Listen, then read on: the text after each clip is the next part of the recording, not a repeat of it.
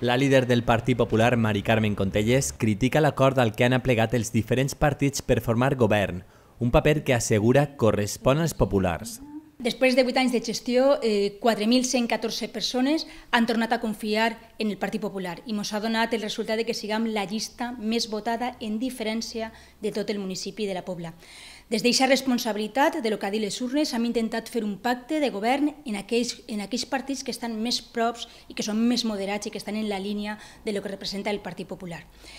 No ho hem aconseguit. Els quatre partits que han estat en l'oposició han decidit fer un quadripartit a pesar de que estan molt allunyats ideològicament. De totes maneres, la Pobla ja visquem un quadripartit i tot el món recordarà que sigui una experiència fallida per la estabilitat i l'evolució del nostre municipi. Contelles afirma que des de l'oposició el Partit Popular fiscalitzarà la gestió del nou govern municipal. Des de la responsabilitat que ens toque al Partit Popular, que no li capia a ningú dubte que anem a defendre a tots els veïns que ens han donat la seva confiança i els que no. Des del mateix rigor i responsabilitat que hem intentat governar aquests 8 anys, seguirem fent-ho.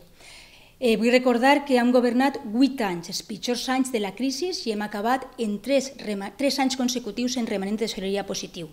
I anem a exigir al govern que isca del dia 13 que en ningú moment aquest estàndard de qualitat que ha aconseguit el Partit Popular se baixe perquè ha sigut el resultat de l'esforç de tots els veïns i veïnes de la Pobla.